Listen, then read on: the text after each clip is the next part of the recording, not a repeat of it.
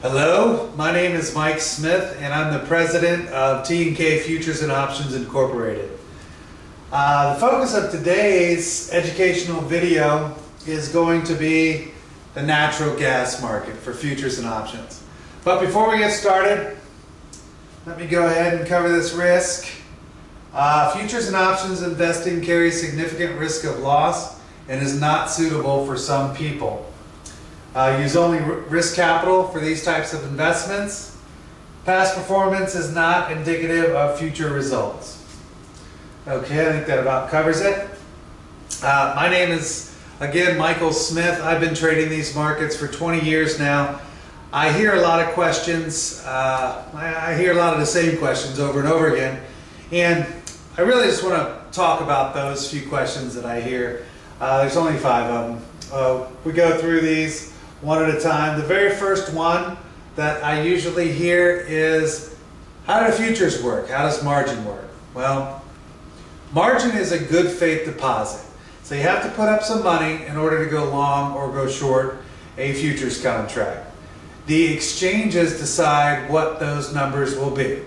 So they can move up and down, in other words. So if it's a very volatile time for a market, you might see the margin requirements raised. If it's a very low, very inactive period, low volatility, you might see them lower the margins to try to incentivize people to, more people to trade that market, add to the liquidity. So if it's too high, they want to slow it down by raising how much it takes to get in. If it's too too low, they will go ahead and lower the margins to try to incentivize more people to get in there. Each one of these markets has their own different margin rates, depending on the market. So energies typically are going to be higher than grains, for instance. But in this particular case, we're looking at the natural gas, and at the time of this video, the margin was $4,455. Okay, so let's just say that you had an account, you opened it up with $50,000, you wanted to get long one December natural gas. Well, you're going to have to put that $44.55 aside. That's going to leave your available equity in your account of $45,554. That's how your margin works. Before I go any further, I want to cover the contract specifications for natural gas. Natural gas, 10,000 BTUs. Every 1 penny move is equal to $100. The symbol is NG, and it trades every month.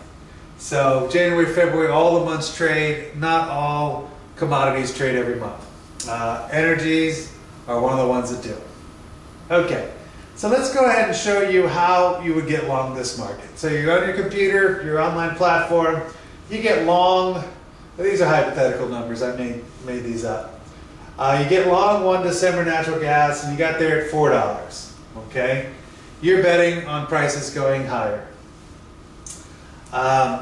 Before I get into that, let's go into more risk. The risk involved in a futures contract to the upside is theoretically unlimited. No one's ever lost infinity, obviously, but you can lose a lot of money. To the upside. To the downside, you can lose a lot of money as well, but your risk is finite because natural gas can only go to 0. I doubt that'll happen. I think natural gas will always have some intrinsic value and some use, but the fact of the matter is, theoretically speaking, to the downside you can go to 0, to the upside, infinity. Okay. Let's look at this long December natural gas. You got in there at $4. And let's just say that the market went up to $4.20. Well, every penny's $100. You had a pretty good day right then. You just made yourself $2,000. All right, let's do the other side of the equation.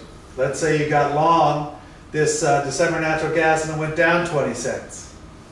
Now your day's not so good. You just lost $2,000. And that leads me to the very next question I typically get. Question number 2. Because futures are so risky, how do you manage the risk? Why would anyone do that? Too risky. Well, my answer to that is you got to use stops. It's in my opinion. I think a stop is the best way to manage your risk in the futures market. So let's say that you were getting this trade and you knew up front that you wanted to risk $2,000. Okay? Well, you would put a sell stop in here at 380. 20 cents is $2,000. So you're setting your risk parameters to $2,000-ish. Now, I put the ish there for a reason. These markets can move very quickly. So the way a sell stop works is as the market's coming down and it goes through that 380 sell stop level, it turns into a market order, okay? Which means the next available price is what you're going to get filled at. Well, we don't know what that next available price is. That next available price might be 381, might be 379, might be 380. You don't know. So you can manage your risk, but you really can't manage it precisely with a sell stop. So that's why it's 2,000-ish as far as managing your risk to the downside. Okay. The next question I typically get is, what is a call option? Well, a call option is the right but not the obligation to buy. Well, it gives the purchaser the right but not the obligation to buy the underlying futures contract at a specified price and time. Okay. So here's the time. It's December. That's the month that the market trades at. You have the right but not the obligation to buy the contract of natural gas for $4.20. And it's a call. You're betting on prices going higher. So let's look at this. Let's say you did go ahead and you bought the 420 natural gas call and you paid 15 cents for it. Well, every penny is $100, so you just paid $1,500 for that. So the market's at 4. You bought a call option that's 20 cents out of the money. And the way that works is, as you get further out of the money, the cost of the options are going to go down. So 430 is going to cost less than the 420, 420 less than the 410. And the reason for that is the person on the other side of that transaction, the option grantor, option seller, the person that sold you that option, well, they have to find some happy medium between an option price where people actually buy it and their own safety, because they're holding the lion's share of the risk. Their risk is theoretically unlimited, the option grantor. So they have to make sure they get some money, but they want to make sure the probabilities are in their favor. And that's how the pricing of those work. Other factors involved are theta, which is time decay. There's vega, which is implied volatility, the volatility premium of the option.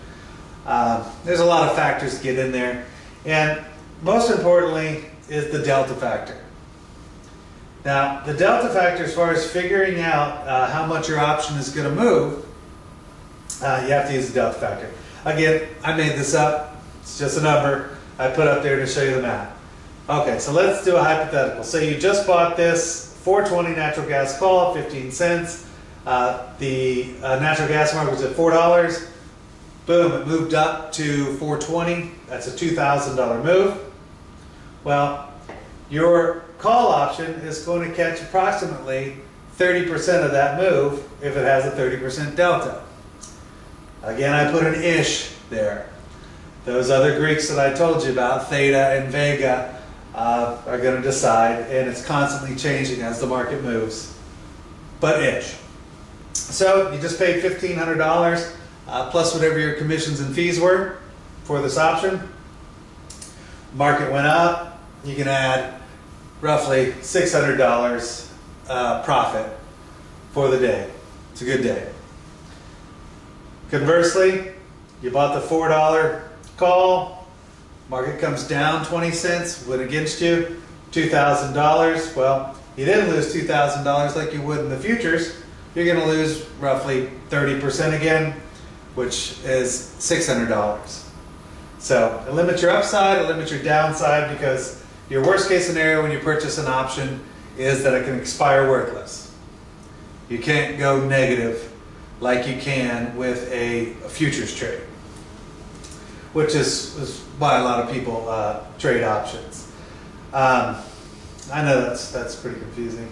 Okay. Well, I'll tell you what, I think we've covered just about everything. The other question was a put. A put gives the purchaser the right but not the obligation to sell. I made the put cheaper for a reason. Typically the calls have a lot more demand than the puts. People seem to understand very well buying low and selling high, but quite often struggle with how do you sell high and buy back low and make a profit. So quite often you'll see the put side of the equation is actually a little cheaper than the call side for the equivalent option. Let's see.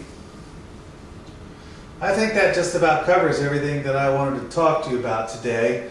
If you have any questions, feel free to give me a call.